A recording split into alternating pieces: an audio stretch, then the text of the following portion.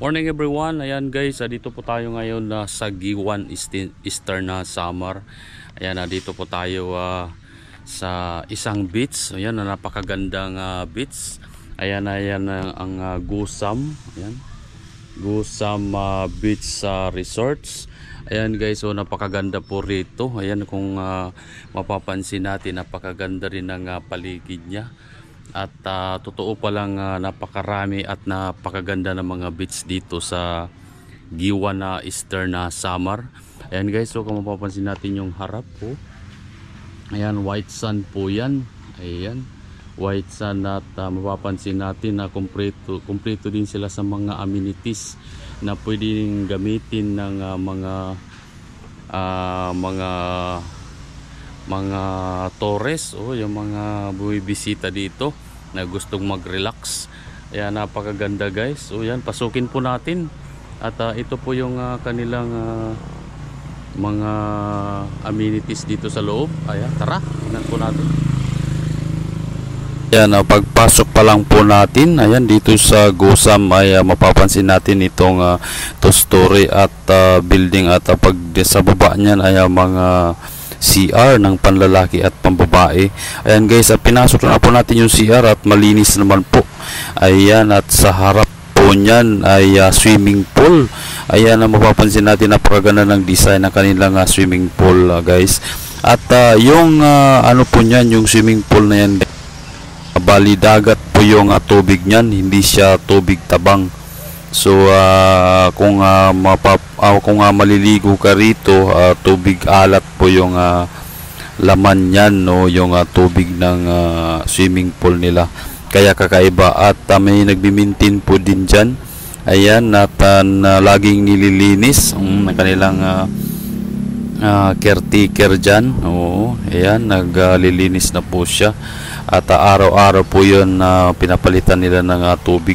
At ayan, maglakad-lakad tayo dito at napapansin natin na itong mga cottage nila. Ayan guys, kung makikita natin, may mga halaman po yan na nakatanim sa harap, at pawid po yung bubong yan, pero napakalamig po dyan guys.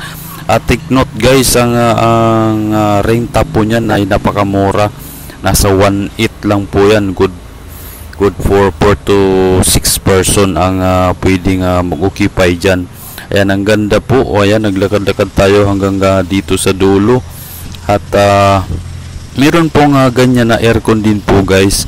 Ayan, at dito sa loob ay free parking po. Pwede kang pumarada dito ng kahit maraming sasakyan.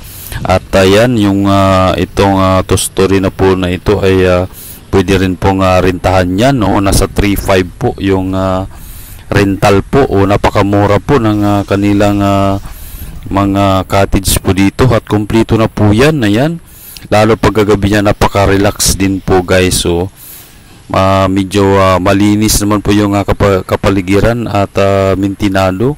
Ayan, marami silang mga tanim na mga bulaklak dyan, mga design. Ayan, at may mga bago din po silang mga ginagawa dyan na hindi pa natatapos. Ayan, no, yung kanilang isa sa mga magagandang amenities dito. At ayan, may tambayan po dito. Ito, yung mga upuan na to ay Nara, o napakaganda po. At talagang matitibay yung kanilang mga upuan dito. Ayan, hinawakan ko, at talagang sulit na sulit po yung mga kahoy. Ayan, kung gusto nyo magbanding o ng inyong mga pamilya o ng inyong mga kaibigan, ayan, napakaganda po rito. At pwede kayo mag-pastime dito, pag magkampay-kampay sa gabi. Ayan, napakaganda pong spot dito guys. Ayan, inikot po natin yan, at papunta tayo ayan dito sa mga iba pang mga cottages na dito sa gilid. Actually hanggang ngayon ay ginagawa pa rin nila, ongoing pa po yung paggawa nila ng mga cottages. Itong cottages na to, pawid din po yung atip niyan, no? Kung mapapansin natin, pawid pero naka-aircon po siya guys. Napakaganda. Ayan, aircon din po yan. Nasa 3.5 din po yung dyan, yung rental. Ayan, napakaganda. May mga tanim silang mga bulaklak. Ayan, napakalinis. At talagang may sariling CR na din po yan guys sa loob. Kaya napaka-presko po niyan sa loob niyan. At talagang mamamangha ka sa mga idea ng mga Pinoy. Talagang very very original. Ayan, may mga lagayan sila ng basura dito sa mga may hawak ng mga basura, pwedeng dyan itapon. Ayan, meron din silang mga dito. Ayan, yung mga itong duyan na bakal. Actually marami po yan guys. So pati dito sa unahan meron pang ganyan, yung mga uway na mga duyan. Talagang napakaganda. Gusto mo mag-relax, ayan guys. So dito po ay tambayan po din to, ayan, sa gabi kung gusto mong mag-relaxing, ayan, pwede po rito. Ayan, marami silang mga cottage dito na ang mga atip ay mga pawid lang, mga nipa. Pero napakalamig niyan at napakasarap. Napakasarap tumambay, mag-isip, ayan. At dito po meron din silang kantin guys. So dito po yung kanilang kantin. Ayan, at kung gusto mong mag-order, ayan, dyan ka lang pupunta at ipiprepare po nila yan at ibibigay sa iyo yung mga order nyo. Ayan, at sinubukan po natin. Ayan, napakasarap ng kanilang mango shake. Ayan, at habang inaantay po namin yung almusal dyan at napakaganda ng kanilang serbisyo doon sa kanilang mga visitors.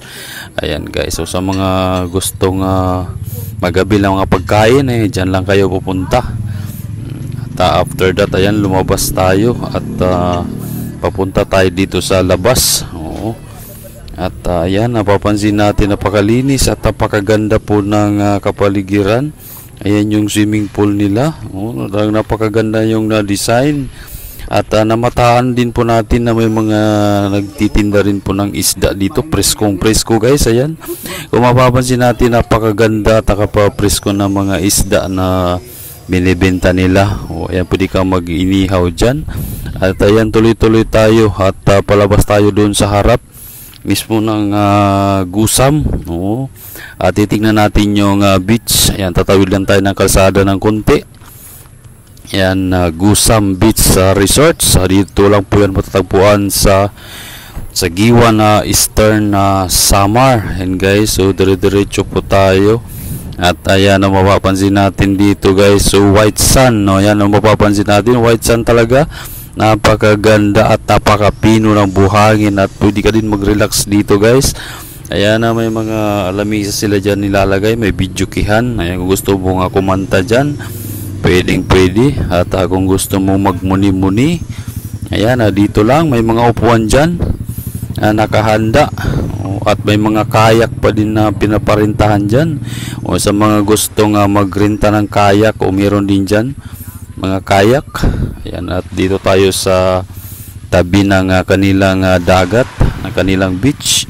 Ayan, ang mapapansin natin, napakapino talaga ng buhangin, napakasarap apakan, kahit napaalang wala kang tsinelas, pwedeng po. Ayan, napakalino ng dagat at pinong-pino yung buhangin at maraming mga maliliit na isda. At sa umaga naman, ayan, maraming nag-spear fishing dyan. At yung mga bangka nila, yan, nakapatong dyan sa taas, iwas sa pagtangay ng malalakas na alon. Ayan guys, so mapapansin natin, napakaganda ng kanilang beach dito. Ayan, white sand, parang Boracay.